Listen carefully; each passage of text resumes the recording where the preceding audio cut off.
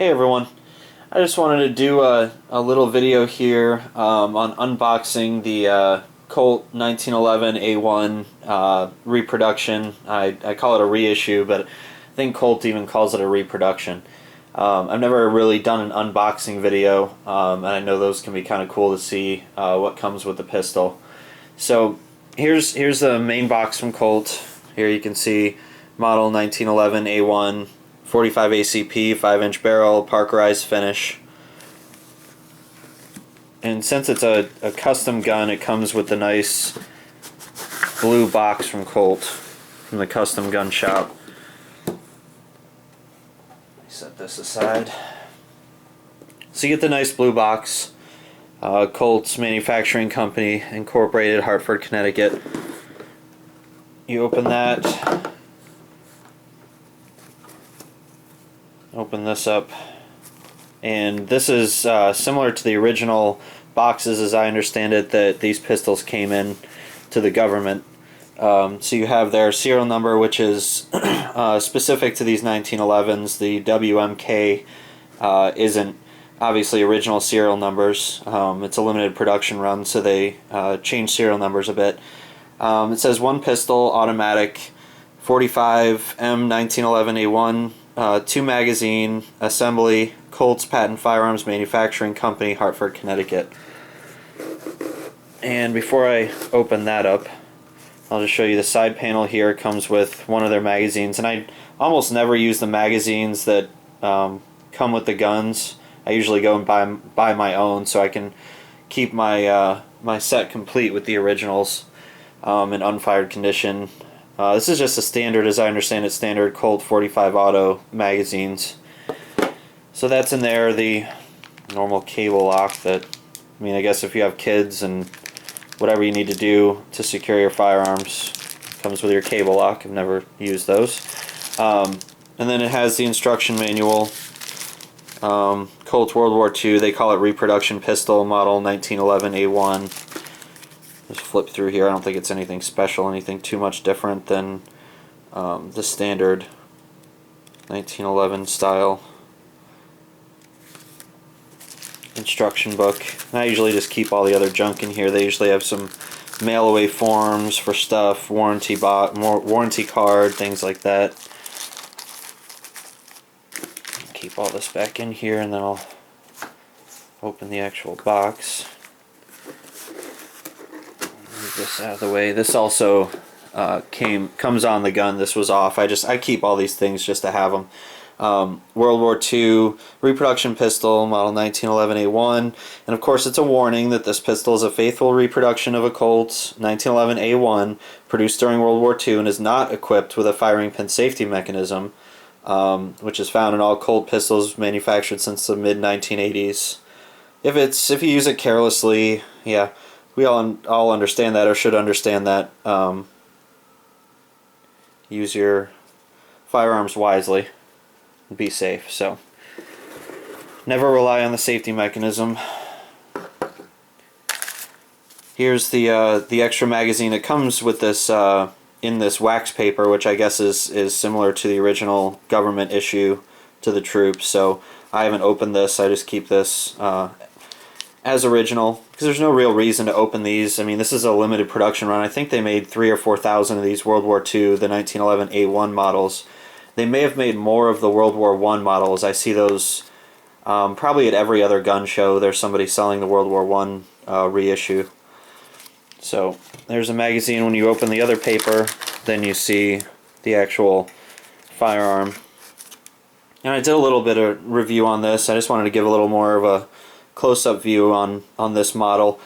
If you've seen some of Hickok 45's videos, he's got the World War I version.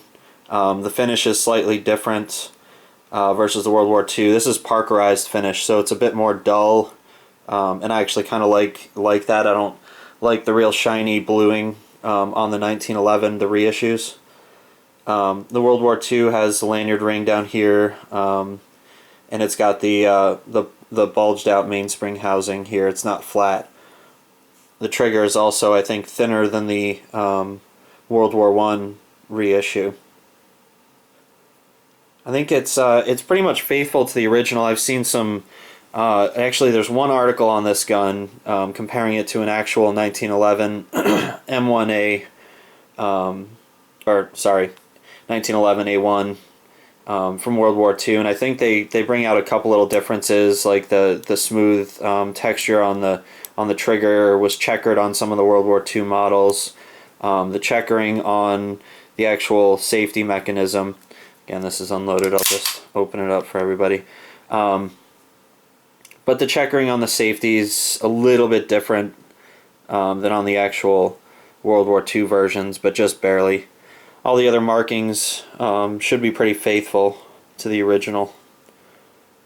It has all the inspector's marks, WB up there, P down here. It's got another mark down here, I think it's B. Let's see, on this side it's got a W up there on the trigger guard. It just says model 1911A1 U.S. Army, United States property. And this is the model, along with the World War I model, that will give you hammer bite, in case anybody's not familiar with that. Most 1911s you have a beaver tail, which is the grip safety here that comes up, that's much wider than this. A lot of the custom 1911s, if you've seen them, have a long beaver tail that's curved upwards, so you can really get your hand farther up on the gun and not get pinched. And where the pinch happens is when the slide comes back after you fire around, it pushes the hammer down just a little bit. It has that much travel, so when you're shooting, your hand kind of goes up a little bit and you end up with a little skin there, and every time you fire, this hammer comes down and pinches your skin. And it happens very quick, and it's almost like a little needle prick if you get it a bunch of times in a row. It's not really that painful unless you're shooting 200 or 300 rounds. If you're doing that, I would suggest some kind of gloves. And I actually use motorcycle gloves for that. And I'll show you what I use. Let me get it real quick here. Just leave that open and sitting. For me, motorcycle gloves are the way to go.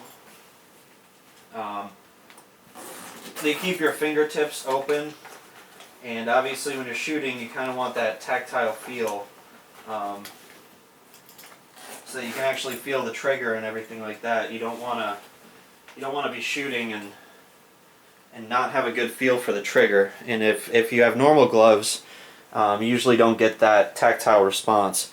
And these are just regular. These here are real cheap. I mean, they're literally just cut and sewn leather. And all they do is they just go on. It's tight, so you still have a good grip. And you can see here it's already, been pretty much worn out from the hammer on this 1911. But I still have all my fingertips, so I can really feel the trigger. I can load ammunition and not have to fumble around with it. And when the hammer comes back, I can get way up on this gun. So when the hammer comes back, it hits the leather and I don't even feel it.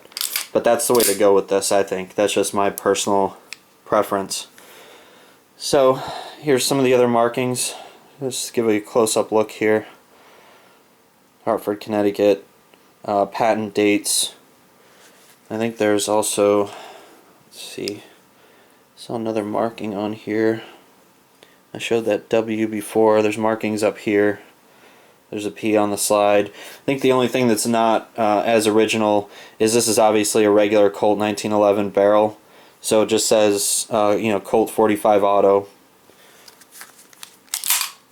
But, I mean, it's worked obviously flawlessly. This is the original 1911 design, slightly modified, so I shouldn't say original.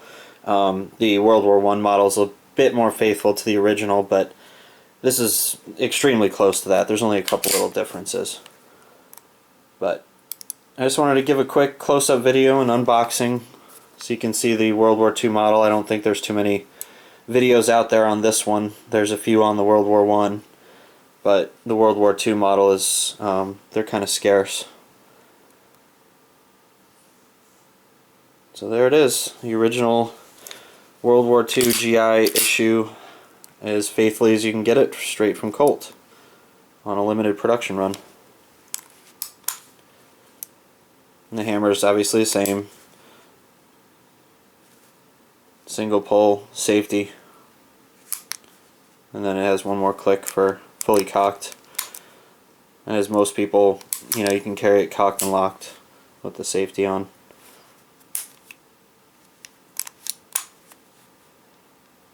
So that's it. I'll do some more close-up videos on some of my other guns. I know I go through them pretty quickly, so I'll do some more close-up videos and let you guys have a closer look at some of these. Thanks for watching.